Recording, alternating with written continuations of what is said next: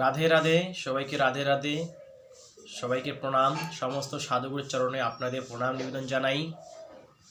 নিত্য ভাগবত, নিত্য গীতা পাঠ এই চ্যানেলে হয়, আপনারা শ্রবণ করবেন, চ্যানেলটিকে সাবস্ক্রাইব করবেন।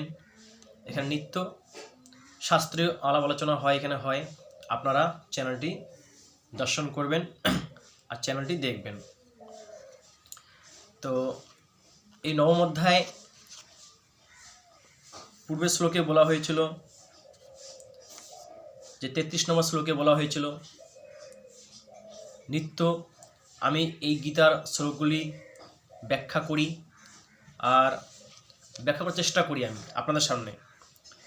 তো 33 নম্বর শ্লোকে, নবম অধ্যায় 33 নম্বর শ্লোকে পূর্বে বলা হয়েছিল যে আচরণকারী ব্যক্তি, যে ব্রাহ্মণ বা যে কোনো ব্যক্তি আচরণকারী, যে কোনো ঋষি মুনি সাধু ক্ষত্রিয়, যে ভগবানের ভক্ত হন, যে ভগবানকে শ্রদ্ধা করেন, যে ভগবানের ভক্ত হয়ে যান, যে ভগবানের সেবা করেন, বলছে সে আমাকেই পরমগতি প্রাপ্ত হন, তিনি পরমগতি প্রাপ্ত হন, আমার ভক্ত আমাকে লাভ করেন। তিনি আর অনিত্য সুখ শূন্য ত্যাগ করে, নিত্য অনিত্য সুখকে ত্যাগ করে তিনি আমার হয়ে যান, আমাকে লাভ করেন, আমাকে সব কিছু সমর্পণ করেন, তিনি আমার ভজনা করেন আর তিনি পরমগতি প্রাপ্ত হন।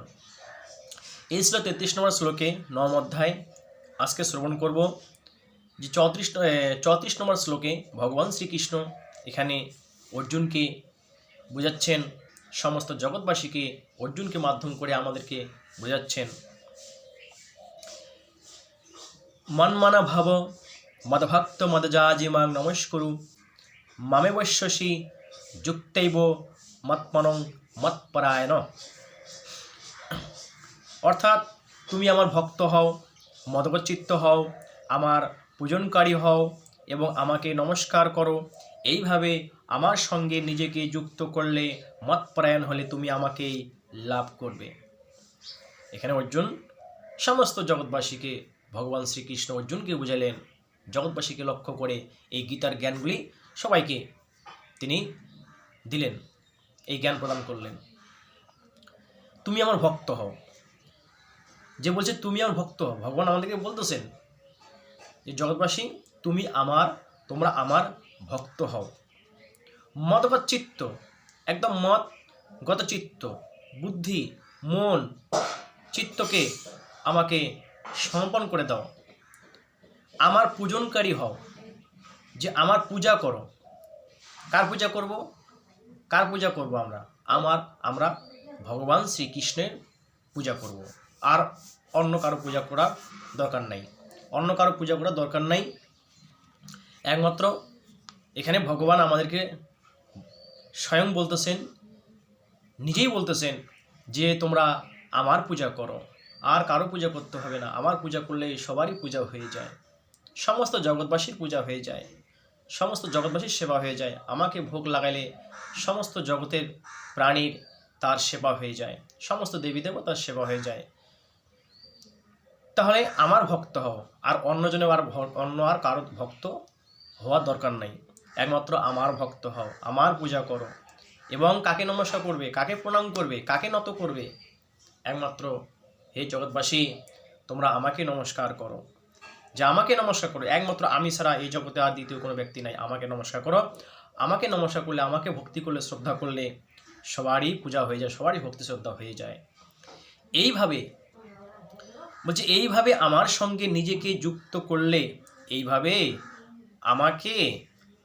তুমি নিজেকে যুক্ত করলে, আমার সাথে মৎপরায়ণ হলে তুমি আমাকেই লাভ করবে।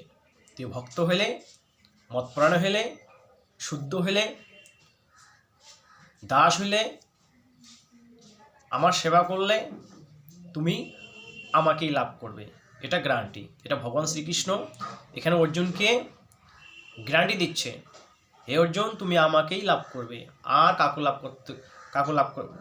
তুমি তোমাকে নরকে লাভ করতে হবে না, নরকে ভোগ করতে হবে না, স্বর্গ ভোগ করতে হবে না, তোমাকে আর কোনো জায়গায় যেতে হবে না। তুমি একমাত্র আমার ভক্ত, আমার চরণে পূজা করো, আমাকে ভক্তি করো, আমাকে নমস্কার করো, তবে আমাকেই তুমি লাভ করবে।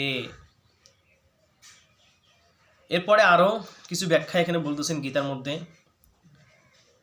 পরিবর্তনে আমিত্ব, পরিবর্তনেই একমাত্র আমিত্ব, এই আমিত্বটাকে পরিবর্তন করতে হবে, কথাটাই প্রাধান্য রয়েছে। ভক্ত আমি শুধু ভগবানেরই, ভক্ত বলবেন যে, ভক্ত শুধু একটাই কথা বলবে যে আমি শুধু ভগবানেরই, আমি কারো না, আমি কোনো মায়ার, কোনো মোহের, কোনো আসক্তির, আমি কোনো সংসারের, আমি কারো না, একমাত্র আমি ভগবানের দাস। এইভাবে নিজের অহংভাবের পরিবর্তন করে, এইভাবে জীবের অহংকার ভাব পরিবর্তন করে স্বয়ং এ সম্বন্ধে ভগবানের সঙ্গে স্থাপন করে। ভক্ত এভাবে, যে একদম নিষ্কাম ভক্ত, যে মতপরায়ণ ভক্ত, তিনি নিজেকে স্থাপন করে ভগবানের কাছে নিজেকে যুক্ত করেন, স্থাপন করেন।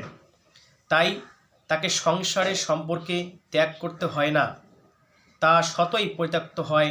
কারণ বর্ণ, আশ্রম, জাতি, বর্ণ, আশ্রম, তিনি কোন আশ্রমে থাকেন, কোন বর্ণে থাকেন, কোন বর্ণে জন্ম হয়েছে, জাতি, যোগ্যতা, অধিকার, কর্ম, গুণ ইত্যাদি সব আগন্তুক, কিন্তু স্বয়ং এর সঙ্গে ভগবানের সম্পর্ক আগন্তুক নয়, আগন্তুক নয়। তিনি সবার কাছে আগন্তুক হতে পারে, কিন্তু ভগবানের কাছে আগন্তুক নয়।